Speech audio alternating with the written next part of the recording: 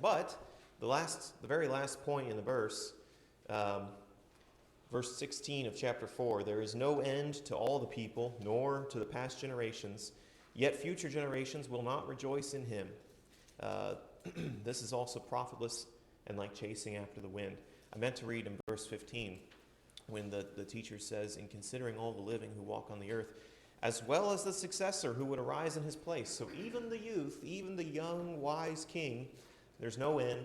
Eventually, the young, wise king becomes the old, foolish king if he's king for long enough. I think Dad made the comment, goes to show some of the downsides of absolute monarchy, if you think about it that way. Were there any comments or discussions around the end of chapter 4 before we go into chapter 5? All right, we'll get started then on chapter 5. Let's read the first few verses here. Start with verse 1 of chapter 5, and we'll go down through verse 7 here. Be careful what you do when you go to the temple of God. Draw near to listen rather than to offer a sacrifice like fools, for they do not realize that they are doing wrong. Do not be rash with your mouth or hasty in your heart to bring up a matter before God, for God is in heaven and you are on earth. Therefore let your words be few. Just as dreams come when there are many cares, so the rash vow of a fool occurs when there are many words. When you make a vow to God, do not delay in paying it, for God takes no pleasure in fools. Pay what you vow. It is better for you not to vow than to vow and not pay it. Do not let your mouth cause you to sin, and do not tell the priest, it was a mistake. Why make God angry at you so that he would destroy the work of your hands? Just as there is futility in many dreams, so also in many words, therefore fear God. So to start off in verse 1, we're looking at going to the temple and the mindset of going to the temple. And there's one who goes to listen, and then there's one who's going to offer the sacrifice of fools, some translations say. This translation says to offer a sacrifice like a fool. What is a fool's sacrifice, do you think, according to Ecclesiastes? I think I can think of it, insincerity. Insincerity. Okay, so anything offered that's not coming out of a genuine spirit. I think that's a good answer there, a good part of it. Are there other thoughts? What does a fool have to offer God? Empty promises. Empty promises. All right, so the context of this verse deals a lot with vows or oaths or promises made. So a fool is going to offer up those promises to try to add a stamp of legitimacy to their worship. And I'm going to make a good show of it by offering up these vows and these promises to God, but I'm not going to follow up. I'm not going to pay what I vow. I'm just going to do it for show. I think that's good. Other thoughts? I think the fool offering an unfulfilled promise may very well at that time think, oh, I'm going to do this. But being a foolish promise, it's one they haven't considered the cost. It's one they haven't considered their own commitment to God. So it's, I would say, as part of the show, but maybe caught up in the moment might be a better way to put it. Okay. You know, here I am in worship. What is my gift? Oh, I'll come up with something, and they haven't really committed to the work of fulfilling what they promised to God. Right. Yeah, can you think of some examples? There's examples in Scripture of some of these careless or rash vows that people make. This is not a new phenomenon for those who've read the Old Testament. Do you remember any of the stories of some of the rash vows that have been made? Jephthah. I couldn't remember the name, but he's the one that comes to mind first, most likely, where he says, God, if you give me this victory in battle, the first thing out of my house, it's a sacrifice. And it's his daughter. His daughter's the first person who steps over the threshold of his house. I don't know why he thought a goat or a donkey was going to be the first one over the threshold. That was a rash vow. But what was Jephthah thinking in making that vow? Why make a vow like that? That God would do what he wanted. He wanted God to do what he wanted. Perhaps. No, that's definitely part of it. He got the victory. God gave him the victory in battle. Was it because of the vow? I don't know. Why else make a vow like that? Why be so foolish? I know I'm asking you to rationalize foolishness. That's kind of an oxymoron. Go ahead. One reason could be to impress all those around him. And in verse 3, it says, a fool's voice is known by his many words. Right. Sometimes too many words can destroy everything else that you might say. Yeah, Joyce makes a good point. That this rashness of making a vow, it is very much caught up in outward appearance and making sure that someone else is impressed. Making vows like this and being rash and foolish in our words, very often when we find ourselves biting our tongues or making a fool of ourselves because of our words, it's because we wanted to impress somebody, right? It's because I wanted to make myself look good. I wanted to make sure that, well, even if I'm saying this to myself, just in case someone overhears me, I want it to sound really, really good.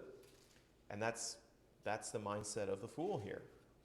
The sacrifice of fools, or sacrificing like a fool, is someone who's not interested in listening when they go to worship. They're interested in proclaiming.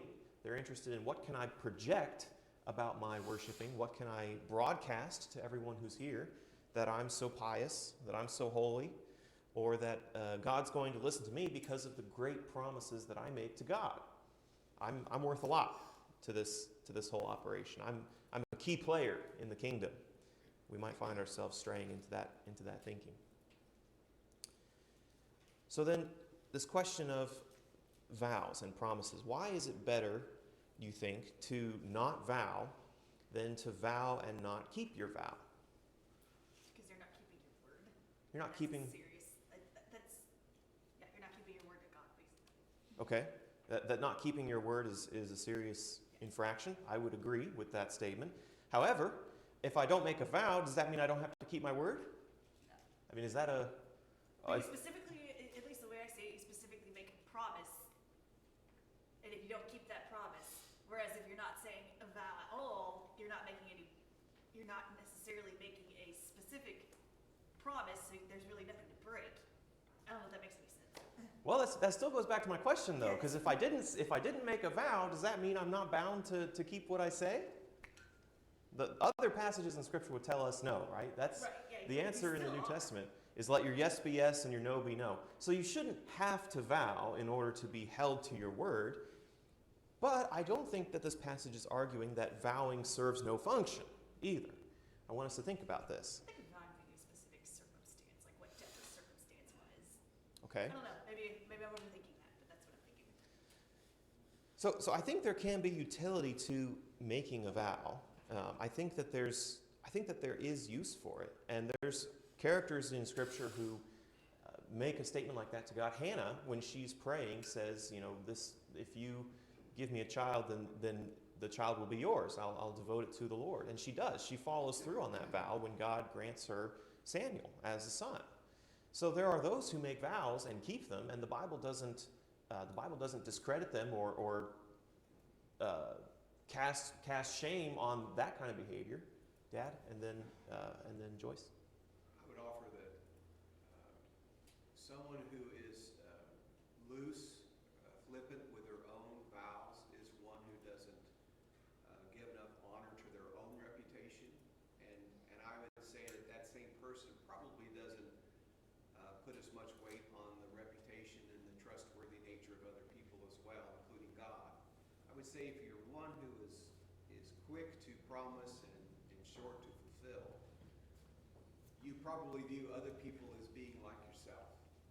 And so you're not only are you now have a characteristic or trait that's a weakness, but you can't even really trust in other people to the depth you should be able to because you don't appreciate the value of it. Mm-hmm. Right. So there's sort of a constant doubting of yourself, or doubting, no one's going to take me seriously, no one's going to believe me unless I profusely make a show of how strongly I make this statement. Through a lot of words, I'm going to show off and really drive it home that I mean what I say. And is that the way that we make people know that we mean what we say? No. No. Some people get fooled by a lot of words. Some people get fooled by fancy language. But that's not an indicator of meaning what you say. What is the indicator that we mean what we say? I heard a few things, but I didn't hear any loudly enough. By doing it? Okay. Was there another answer? By saying it, we should follow through with our words so that if we say it, it's true. Right. So kind of combining those two answers together, saying it, but you're also a person of a reputation where if you say it, it means you will do it. Actions are the things that lead credibility to our words. And it's only through a pattern of actions and following through on words that anyone's going to believe what we say, right? You can be the most fluent vow maker on earth, and if somebody sees you breaking your vows, it's not going to work. It's not going to be convincing. You're not going to have people won over to how sincere you are unless it's by your actions. I know verse 6 goes down and addresses other things, but it also could apply to this. Mm-hmm. Do not let your mouth cause you to sin. Right. Breaking a vow Yeah. that you don't keep could cause you to sin. Right. I think it's totally fair to say, disperse with the vowing and just say anything you say that you can't follow through on is going to be a miss. It's going to be a misstep in your own credibility, in your relationship with other people.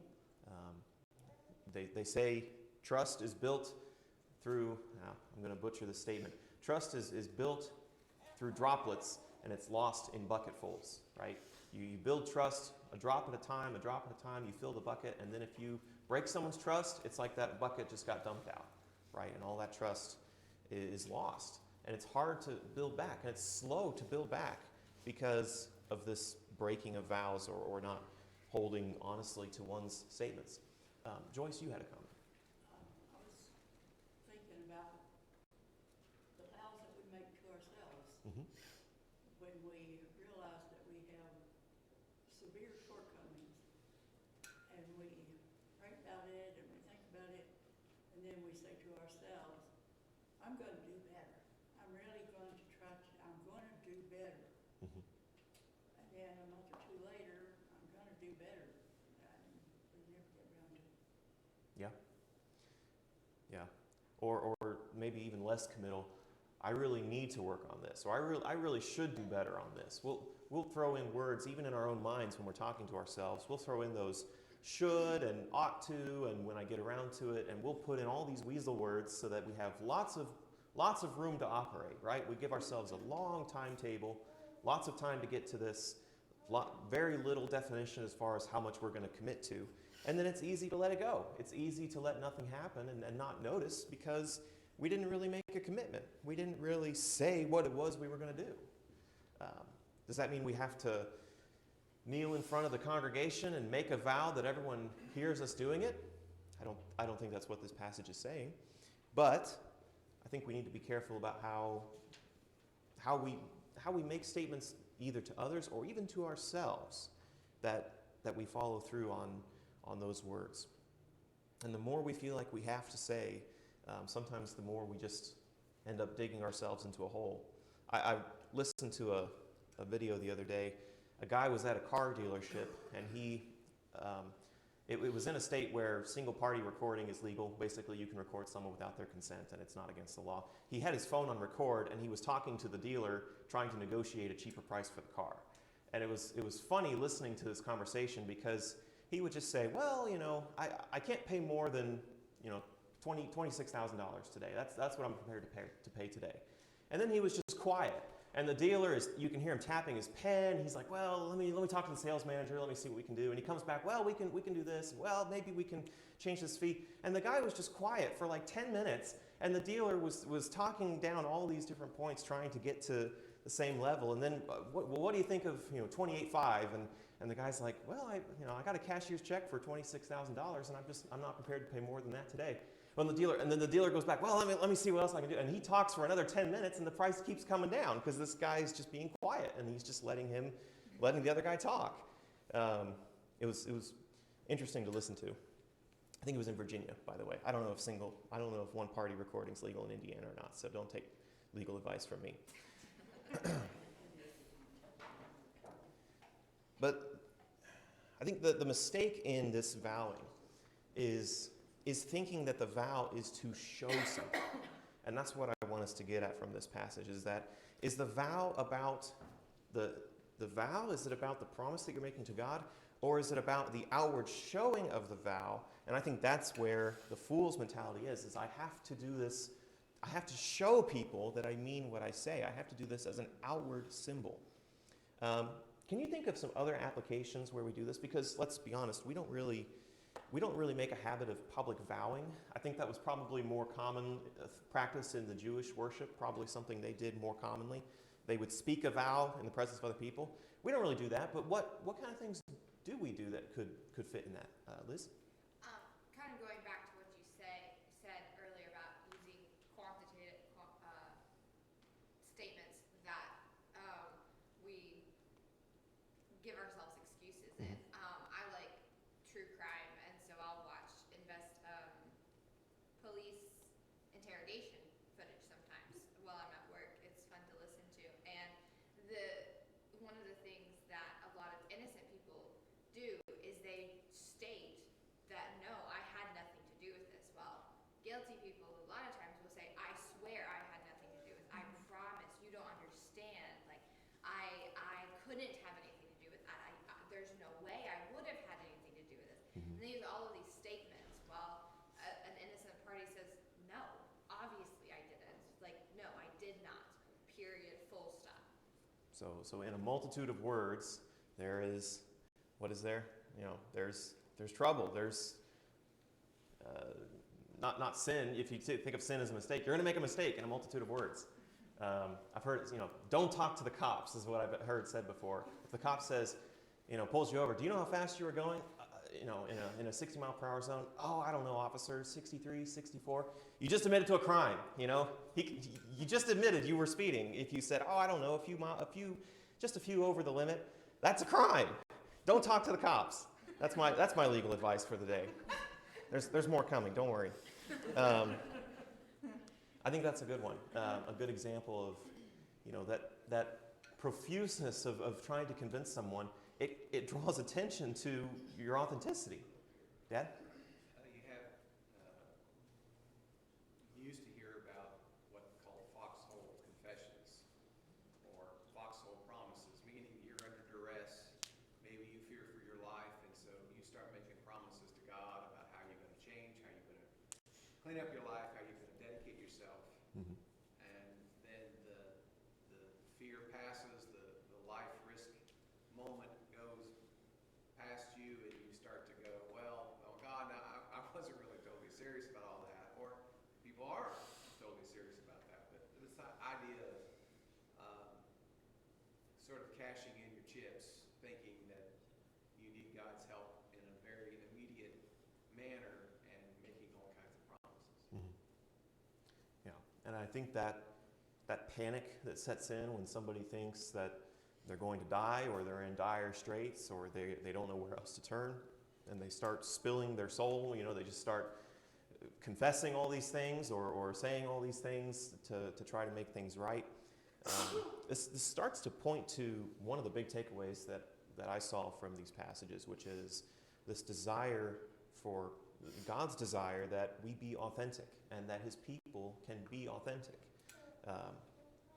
No facades in our worship, no facades in our relationship with one another. Because, these vows, these false promises, their purpose is to bolster up a fake persona, a fake image of who we are, and then we can't keep them because that's not really who we are. We're not really driven to do those things because that vow didn't come from our true self. That vow came from what do I need to say to prop up the picture of me that everybody thinks is me. And that is an exhausting existence. That's an exhausting way to live one's life, is to try to constantly remember what lies do I have to keep juggling in the air so that people believe me. There's other applications, I think, of this vowing. And these might be a little weird at first if you think about it. What about marriage? Is marriage a vow that needs to be made in front of other people?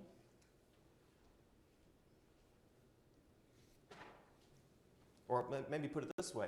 Can you get married with no witnesses?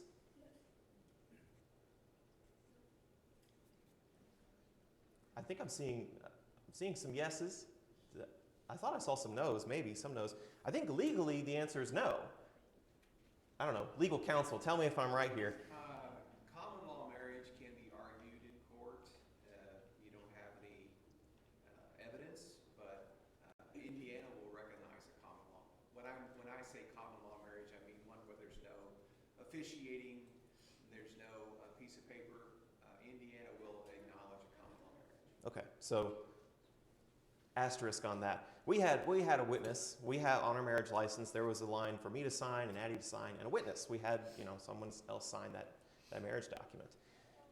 But the vows made in a marriage, and I'm not saying it's wrong to have people present when you get married. I don't think that's an issue. In fact, I think that's a wonderful thing, that you want to commit to that relationship and you want to state your commitment to this other person in the presence of other people. I think that's a wonderful thing.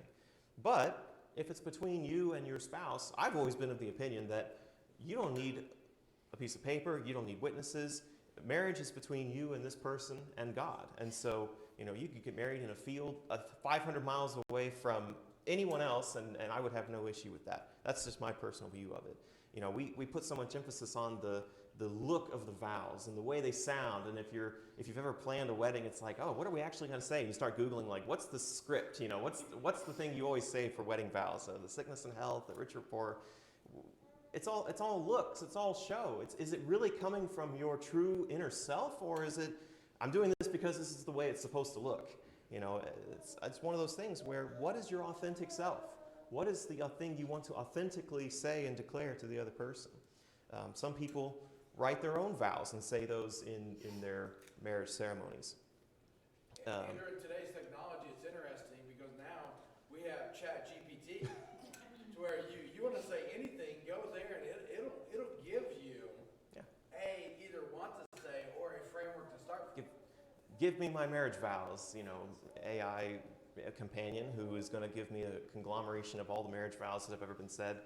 Yeah, if you want to be the most average spouse ever, go ahead and do that. Great advice. How about another one? This is another one that maybe doesn't come to mind immediately. Have you ever heard it said before that baptism is the outward sign of an inward change of heart, right? What do you think about that? That's obviously not why you do it. That statement's not even found anywhere in Scripture. Okay, Samantha's correct. That statement doesn't come from Scripture necessarily. We are told in the New Testament that it is an appeal to God for a good conscience. I think some translations might say that it is the sign of an inward good conscience toward God. I may be stating that wrong. I think that's in 1st or 2nd Peter. But the idea of, is it supposed to be an outward sign? Again, do you need witnesses at your baptism or not? I would say the answer again is. The Ethiopian eunuch only had Philip. When the Ethiopian eunuch, the treasurer, I don't like calling him the eunuch. I think it's sad that he just gets branded with, that's his name. He was a treasurer. That was his job. So let's call him the treasurer. The Ethiopian treasurer, when he was baptized, it was just him and Philip, as Samantha pointed out. Now, you could argue Philip witnessed it, but God is the witness. God is the witness of the change of heart that says, I am devoting myself to obeying the gospel. I am devoting myself to Christ. So is this vow about what I show to other people, or is it about what's really authentically true about myself? Again, I think there's value in doing that in the sight of other people. We have a baptistry at the front of the room on stage up here, so it's very obvious when somebody gets baptized. And I think it's a wonderful thing if someone's baptized in the middle of the night and they call up their family and they call up their friends and they're like, hey, come to this place, I'm being baptized, I want you to be there. Nothing wrong with that in my view. But what is the goal? Is it the outward appearance of a vow, or is it the true, authentic self that is making that statement? I think that's what we ought to see from this in Ecclesiastes. And that's something that each person in their heart has to answer. I can't read your heart to know if your vow is a symbol or if your vow is genuine. So caution is the word of the day here for Ecclesiastes chapter 5. The first verse, be careful when you go to the temple of God. Take these things seriously. Go ahead, Joyce. There is a verse that must believe that he is, and that he is a rewarder of those who diligently seek him. Mhm. So it has got to come from the heart for it to be effective. Yeah, absolutely it does. And that's something that no other person can ever see. No other person can ever truly see your heart. Now, if you are a very authentic person, if you live authentically and with no facades, what they're seeing is it should be a very good representation of your heart. And people should be able to get a very good idea of what's in your heart. But if you deviate from that, if you try to be fake, or if you try to hide something that's in your heart from someone and they find out, they don't know your heart anymore. They don't know because they were duped. Was there another hand on this side that I missed? Okay. Sometimes we make vows to fit in. Sometimes we do it because, well, someone else did it first, so that looks like the right thing for me to do. All these things we need to think about. There's a podcast that I listen to from time to time.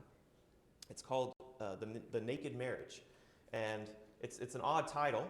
And part of some of their episodes, they talk about Christian marriage and intimacy in marriage. And so there's certainly the concept of physical nakedness involved, but their point in naming it that is nakedness in its truest form is that nothing is hidden. Nothing is something that you have to be ashamed of or that you have to hide. And isn't it so wonderful if Christians can live in lives and relationships where they can be naked? I don't mean, you know what I'm talking about, where we are not building up these facades and hiding them. Okay, have I beaten the first part of chapter 5 to a pulp enough, or are we ready to move on? Any other comments or thoughts? Go ahead. I don't know if this is a good example, but one of the things that I was thinking about in someone who isn't sincere with their words, sometimes they don't really think about it, but maybe a person who always says, oh, we should do this sometime, we should get together sometime, but they're the type of person who always says that, so you never really take them seriously because they never follow through. And I've been guilty of that, where I make small promises like that but never keep them. That's maybe more applicable for us today. Yeah, it seems like a smaller example, but it's really the exact same principle we're talking about here. We lie a lot in small talk. We may not think that we do, but when we're making small talk with someone or we're just passing the time, we will lie about all kinds of stuff. How are you doing? Oh, I'm doing great. Lie number 1. What'd you do this weekend? Oh, nothing. Lie number 2. You don't want to really talk about what you did this weekend. It's just all these things that we just glaze over. We don't want to talk about. Oh, we should catch a movie sometime. Oh yeah, we should totally do that. There you go. Lie number 3. No intent of following through. Just something you say to keep the conversation moving, to seem friendly, and it's empty promises. It's empty statements. And if you know someone who always does that, always says, "Oh yeah, we ought to do this sometime," and it never happens, how likely are you going to even want to go to a movie with this person if that's the way that they treat you, if that's the way that you value that relationship? So I think that's a good point. Any other thoughts? Good comments this morning. All right. Let's read on in chapter 5 to another topic. This sort of harkens back to what we talked about at the end of chapter 4 a little bit, because we're talking about kings and rulers. We're switching gears a little bit to the topic of injustice and abuse of power, which are things that I get passionate about. In verses 8 and 9, if you see the extortion of the poor, or the perversion of justice and fairness in the government, do not be astonished by the matter. For the high official is watched by a higher official, and there are higher ones over them. The produce of the land is seized by all of them. Even the king is served by the fields. So, what are some of the truths that you see in this passage? And I'll just throw it open. First of all, let's read the room here and see what kind of thoughts did you pull from this concept.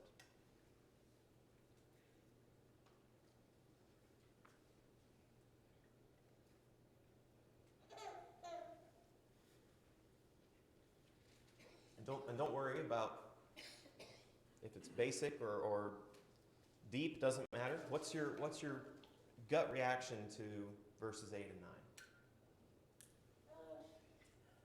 Income divides is not something that is a new concept.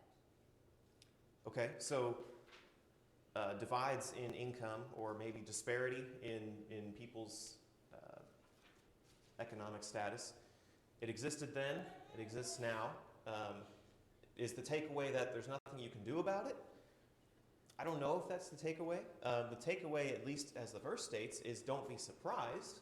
Don't be shocked that that exists. Why does that exist, according to the verse here?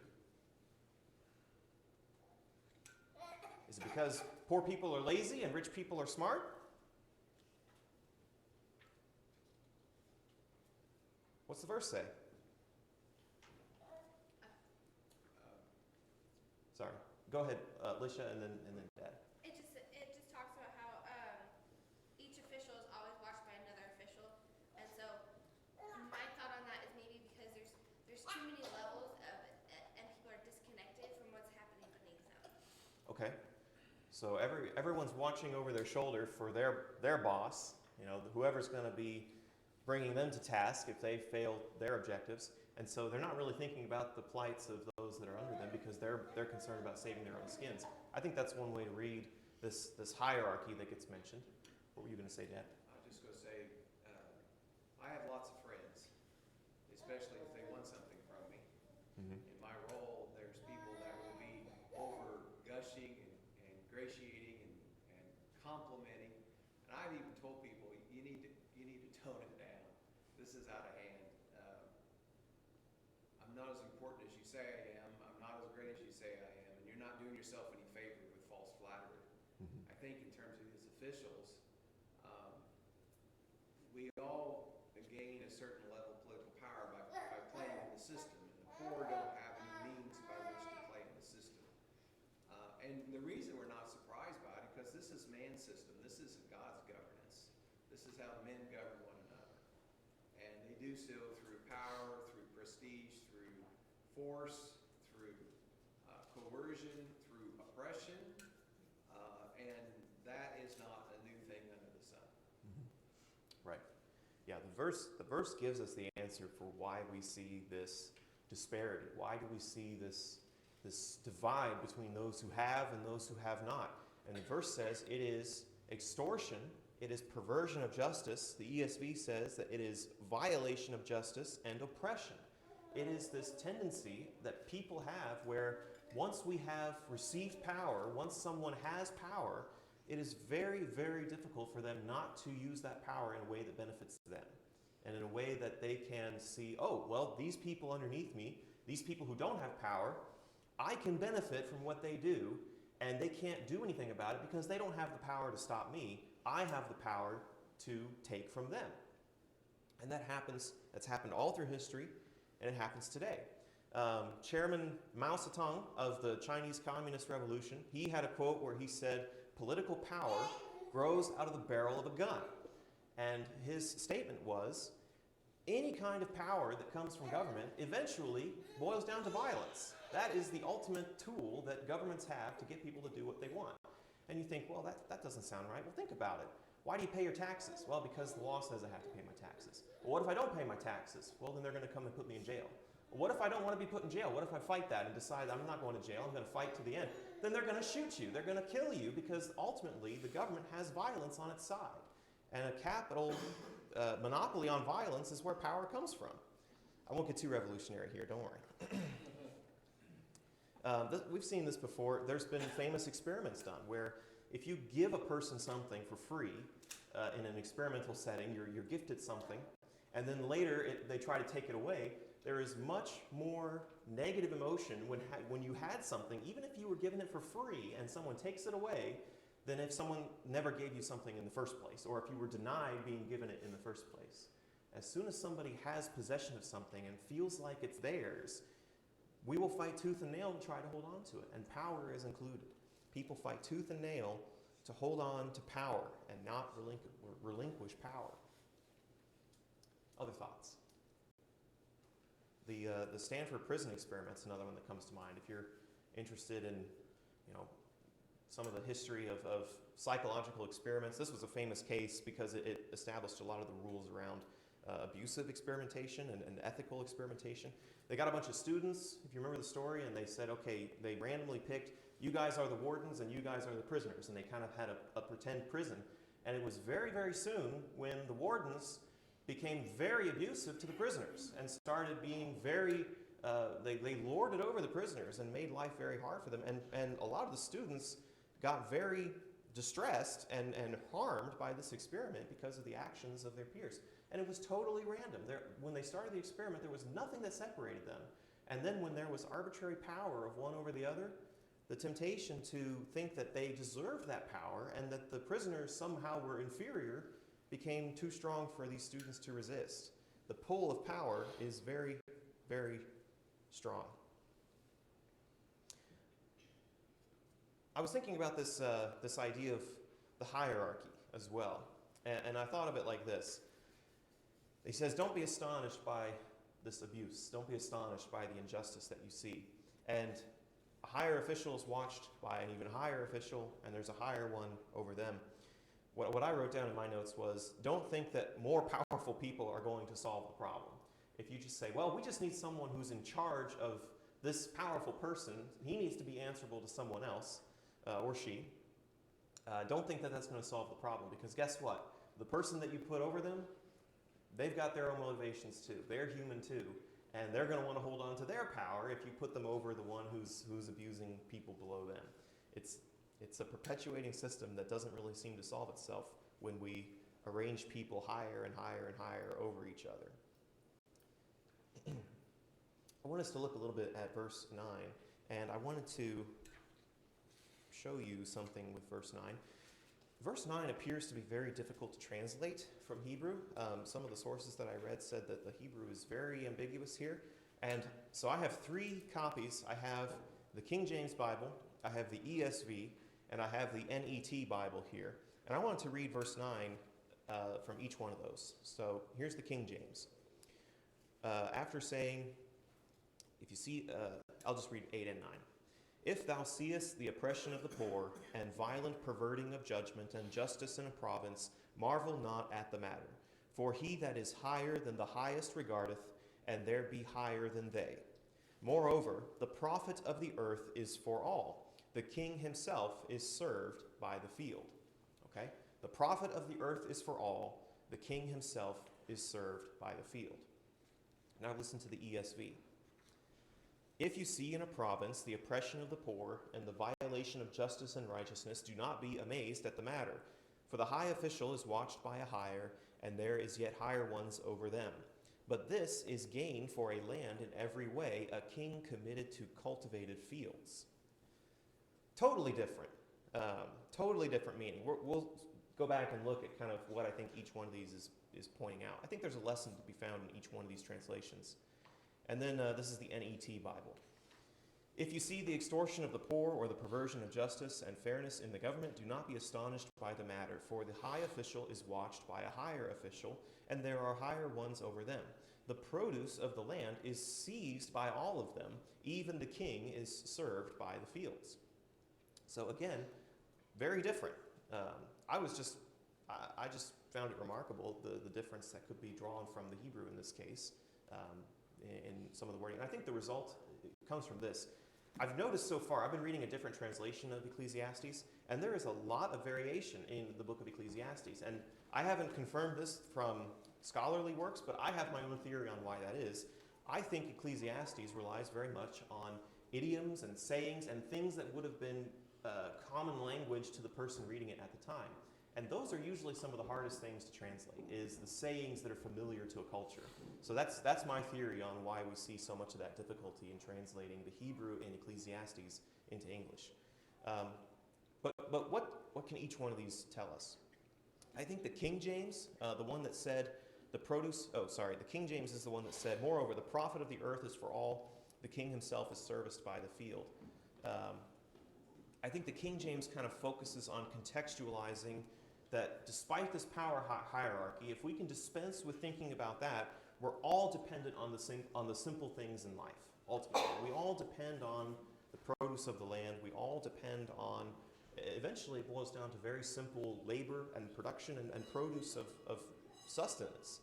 So don't be concerned with this scramble for power. We all depend on the same things. Let's all keep that in mind.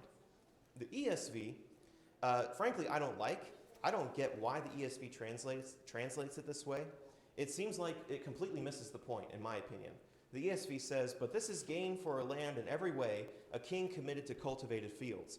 It's sort of, I feel like it kind of minimizes the statement that just happened in verse 8, where it's like, oh yeah, there's oppression, there's violation of the poor, but you know what's really good is that, the king just needs to be focused on tending to the resources of the land.